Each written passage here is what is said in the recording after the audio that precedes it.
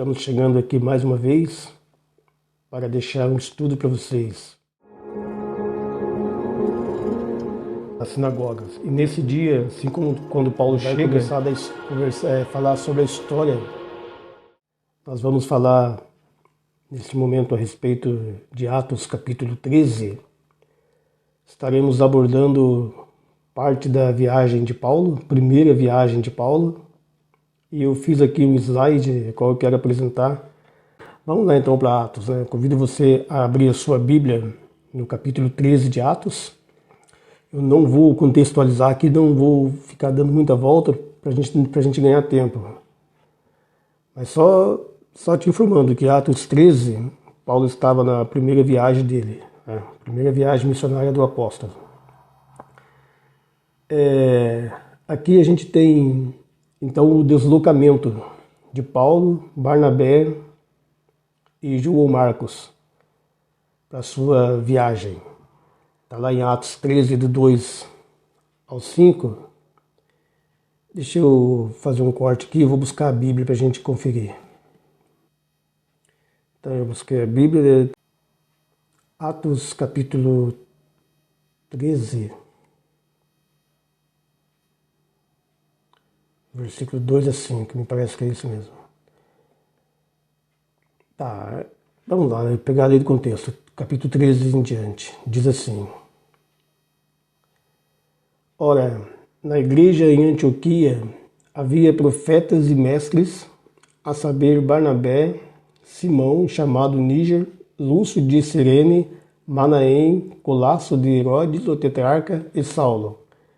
Enquanto eles ministravam perante o Senhor e jejuavam, disse o Espírito Santo: Separai-me a Barnabé e a Saulo para a obra que os tenho chamado. Então, depois que jejuaram, oraram e lhes impuseram as mãos, os despediram. Estes, pois, enviados pelo Espírito Santo, desceram a Seleucia e dali navegaram para Chipre. Chegados a Salamina, anunciavam a palavra de Deus na sinagoga dos judeus e tinham João como auxiliar. Então veja que João era quem estava auxiliando eles. Mas João, ele não vai muito longe. Vamos lá então. Aqui a gente tem um mapa que eu peguei aí. Eu pontuei aqui a Antioquia. Deixa eu...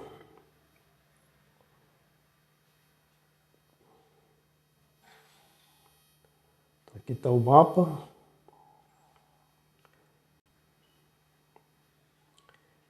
Então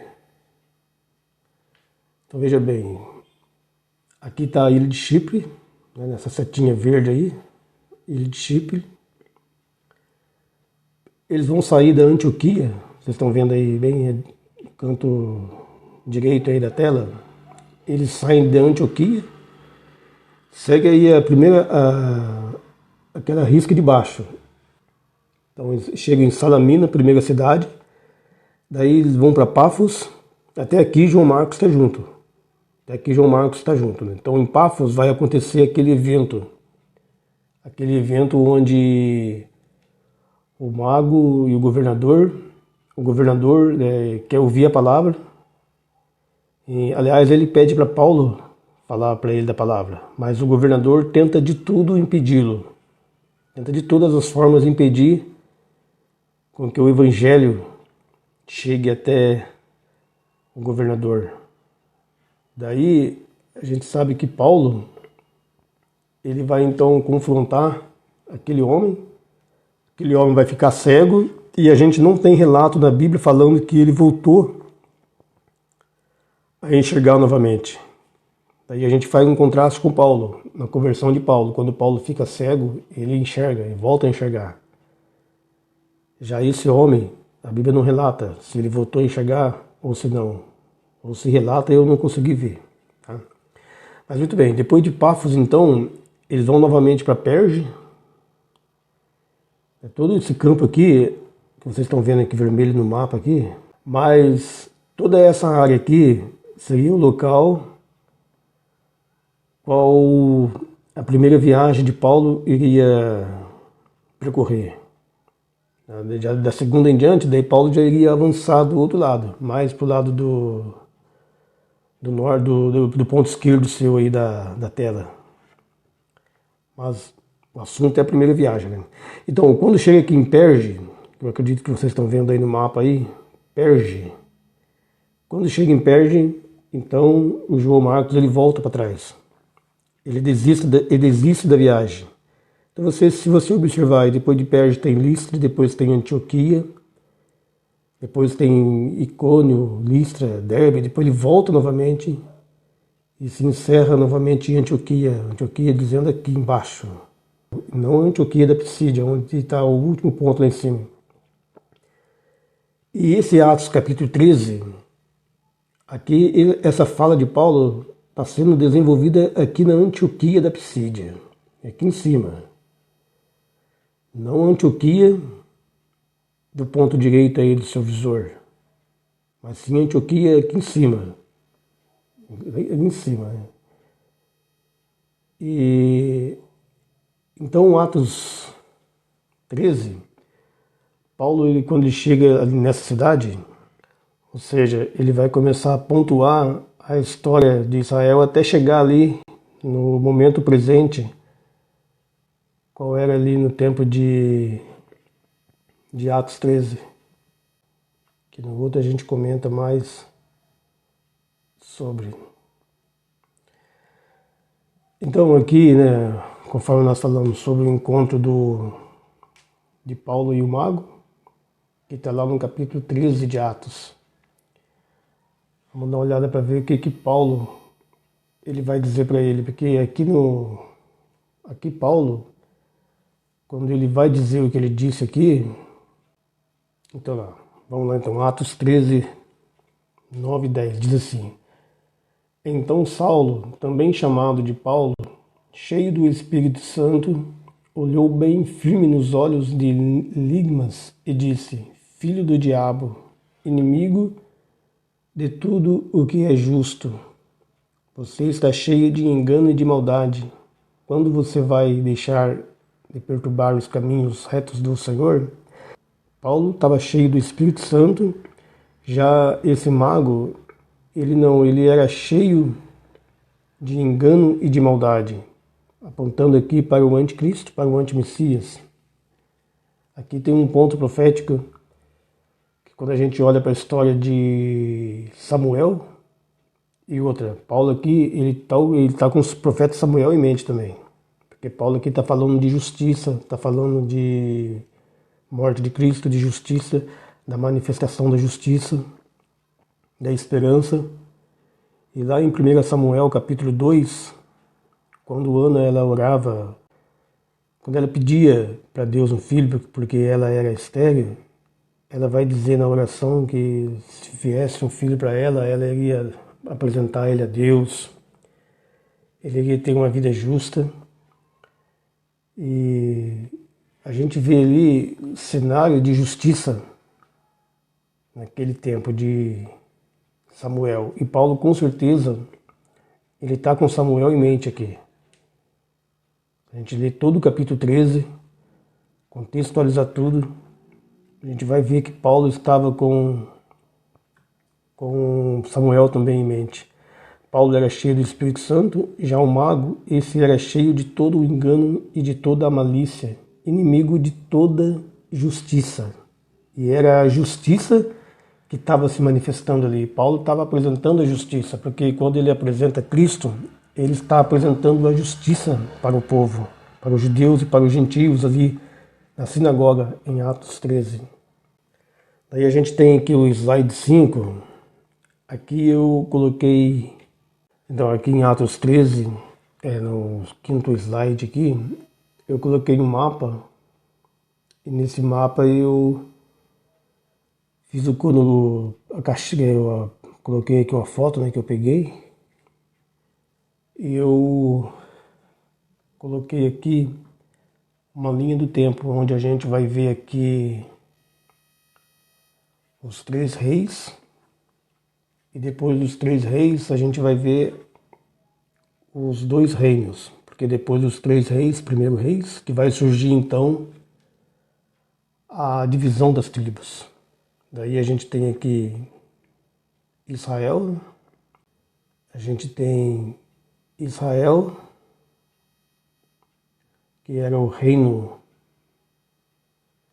Israel era o reino do norte, e depois embaixo aqui a gente tem o reino do sul, né? Em cima, casa de Israel, o reino do norte.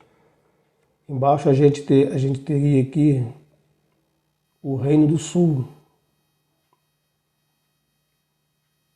O reino do sul, qual aponta para a casa de Judá.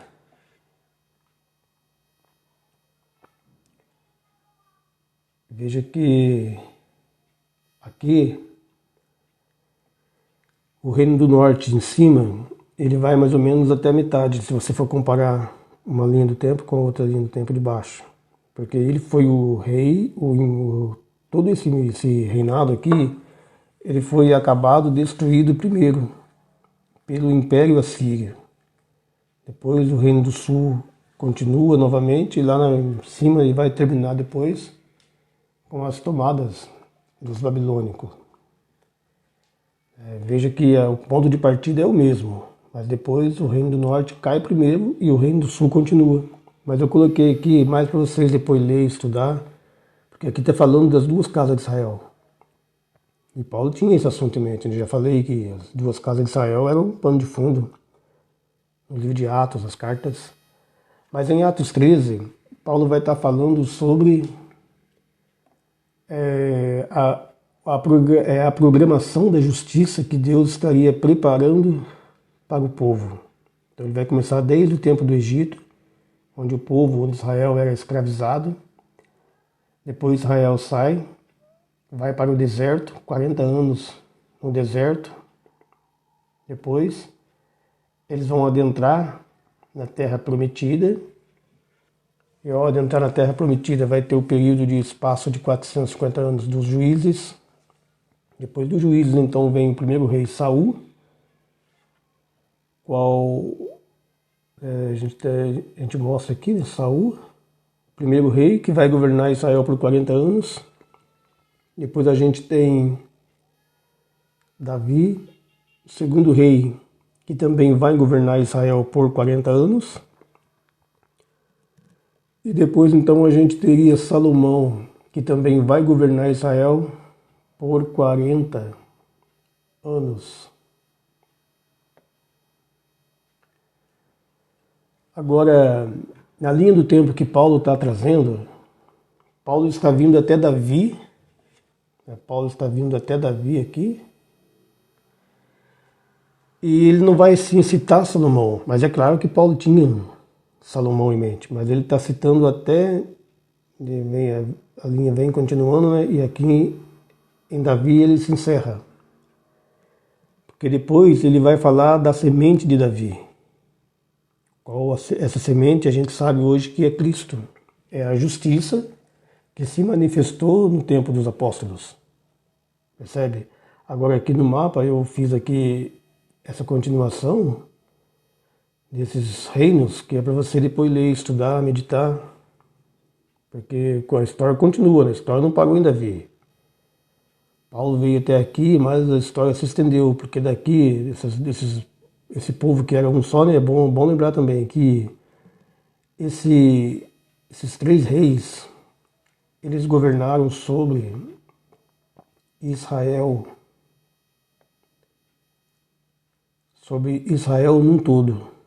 Eles governaram sobre, então, as 12 tribos. Ainda era um tempo em que não havia a divisão. Percebem? Então, esses 3 reis, Saul, Davi, Salomão, governam sobre as 12 tribos. Depois, quando há a divisão pós-morte de Salomão, daí que vai então se dividir. A gente tem aqui embaixo 2 tribos, Reino do Sul, e a gente tem em cima 10 10 tribos, qual seriam a casa de Israel. Embaixo é a casa de Judá, em cima é a casa de Israel. Embaixo é o sul, em cima é o norte. Por isso que a gente pode falar também de Reino do Norte, Reino do Sul. Então tudo isso aqui a gente tem que ter em mente para a gente estudar profecias, para a gente se situar no tempo, para a gente entender Apocalipse. Tudo isso a gente tem que ter em mente. Então, Paulo tinha uma linha do tempo do deserto ao rei Davi. Note o tempo em que Abacuque viveu. Isso, Abacuque viveu mais ou menos nessa época. Nessa época, mais ou menos, que Abacuque vive. Se eu não me engano, no reinado, talvez seria aqui, nesse reino aqui de baixo, aqui, né, casa do sul aqui embaixo.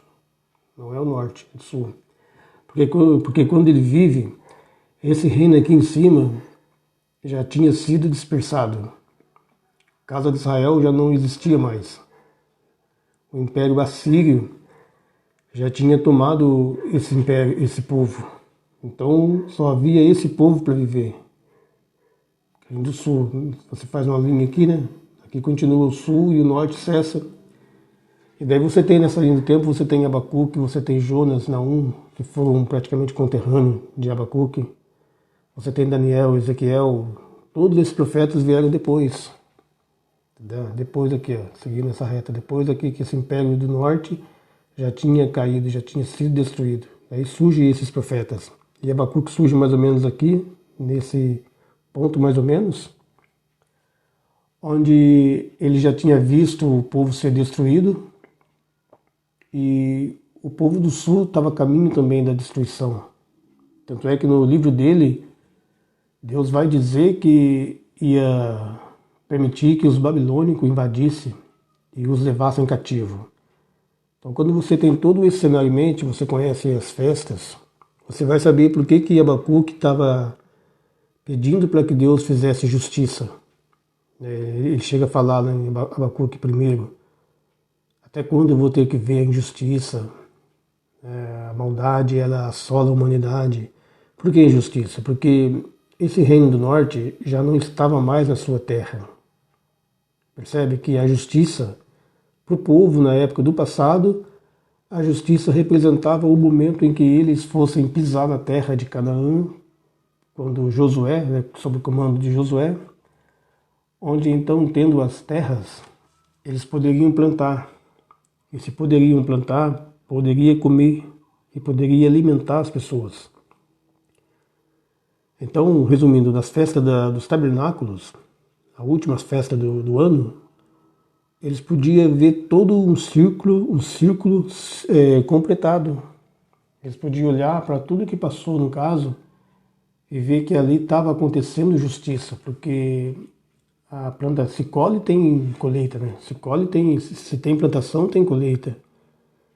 Se tem colheita tem dízimo. Se tem dízimo, então tem pessoas que serão vestidas por esse meio. No caso dos levitas que não tinham terra, as viúvas, os viajantes, os necessitados. Então todos esses eram abastecidos por causa da colheita que eram feitas e dado em forma de dízimo. Então aquilo ali significava justiça. Essa era a forma em que eles viam a manifestação da justiça. Não tem nem como você pegar hoje no tempo da graça e falar para eles, vamos dizer assim, que Cristo é a justiça. Eles não iam entender isso. A manifestação da justiça que acontece na volta de Cristo, da primeira vinda de Cristo, eles não tinham capacidade para entender essas coisas. E Abacuque então está clamando por justiça, porque é claro que envolve também o reino aqui do sul, embaixo. Mas só pelo fato do reino do norte ser já destruído e não estar mais nas suas terras, então eles não tinham como praticar as festas. E se não pratica as festas, então não tem justiça. As festas é a obra de Cristo. Então a gente observa que nessas festas, na lei, a obra de Cristo já era feita sem que eles tivessem o reconhecimento disso. Por quê? Porque durante todo o período da lei, eles viam com o véu sobre o rosto. Eles tinham um véu que tapava e não deixava eles enxergar. Não só o povo que não era de Deus, as ações, mas até mesmo o povo de Deus. Contudo deles andar na linha, né? Que nem sempre foi assim. Mas eles, mesmo assim, eles tinham um véu, eles não conseguiam enxergar a realidade, né? Então, a gente fez até uma pausa aqui nesse tópico aqui, mas é importante. E recapitulando aqui embaixo, a gente vai olhar para Atos 13, e diz assim, Atos 13:16. Então Paulo se levantou, fez um sinal com a mão e começou a falar e disse: Homens de Israel e gentios. Então, que Paulo está falando para quem está dentro da sinagoga, no dia de sábado. Não tinha só judeus lá dentro. Homens de Israel, né, judeus, e gentios que respeitam a Deus. Ouçam-me. O Deus desta nação de Israel escolheu os nossos antepassados e cuidou deles no Egito, conduzindo o povo gloriosamente para fora daquele país. Os aturou durante cerca de 40 anos de caminhada através do deserto. Então, que foi que nós já comentamos sobre isso. Deus aturou o povo, sempre visando a manifestação da justiça, Cristo no futuro. Então isso aqui é muito importante a gente entender, porque na verdade lá no passado eles nunca conseguiram ser fiel a Deus, assim. Claro que a gente vai ter exceção, a gente vai ter os profetas mesmo, né? Que os profetas representam justiça. Os profetas eram como se fosse a justiça, porque eles eram a voz de Deus. Mas o povo, a massa, na verdade, sempre questionou a Deus e sempre foram corrigidos e sempre estavam caindo em pecado. Então essa justiça que Deus vem falando, vem apresentando ali pelos apóstolos, ele estava mostrando sempre no futuro essa justiça, não somente lá no Antigo Testamento. Por isso que lá nunca foi perfeito. Agora hoje nós olhamos para a justiça sendo manifestada em duas etapas na nossa era. Não que Cristo ele não tenha capacidade, mas Cristo ele é justo, claro. E quando ele veio, que mataram, morreu ali na cruz, ali já era a justiça perfeita. Só que se aplica a nós vivermos num corpo pecaminoso, preso a esse mundo. Então é um tempo em que a gente não vai conseguir usufruir ou praticar essa justiça de maneira 100%. Restando então para a segunda etapa, na volta dele, qual então as coisas vão se concluir, ok? Bom, eu avancei bastante, né? Passou bastante tempo, pensei que ia acabar dando tempo da gente concluir, mas não foi possível. Mas eu vou fazer uma segunda parte desse estudo, daí depois a gente conclui então. Ainda faltou a gente trabalhar mais alguns assuntos. Fica para uma próxima apresentação, ok? Deus abençoe vocês. Deixe seu like no vídeo e compartilhe e também se inscreva no canal. Se inscreva no canal para que a gente possa ser bastante conhecido. E a gente está falando da Palavra de Deus. A gente busca falar assuntos da Palavra de Deus, coisas proféticas, coisas, história, né? Enfim.